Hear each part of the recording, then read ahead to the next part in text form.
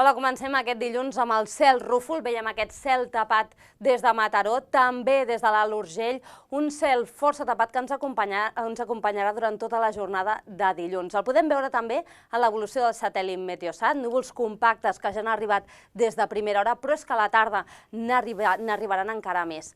Ja han començat les primeres precipitacions, s'estan donant a ponent, però al llarg de la tarda arribaran també a d'altres punts del territori. En aquest sentit, ens espera una tarda amb el cel tapat en conjunt, aquestes precipitacions que es podran donar a qualsevol punt i, de fet, a punts del Pirineu, de fet, a Port del Comte ja s'han arribat a acumular 8 mil·límetres, amb una cota de neu que volta als 1.800 metres. Les temperatures avui un pèl més altes.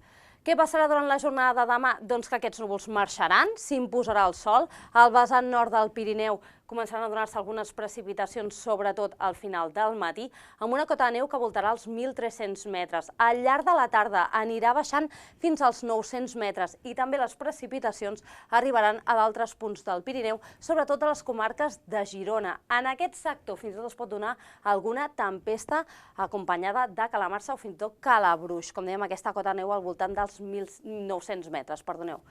El vent també bufarà amb força a la meitat sud del país. En aquest sentit, hem fet un avís des del Servei Meteorològic de Catalunya per vent fort. També s'alterarà la situació marítima i les onades estaran força alterades. De fet, a partir del dimarts, sembla que continuarà el sol a la meitat sud del país, a punts del Pirineu, continuarem amb aquest cel tapat, fins i tot amb algunes precipitacions i les temperatures sense masses canvis. De moment això és tot des del Servei Meteorològic de Catalunya.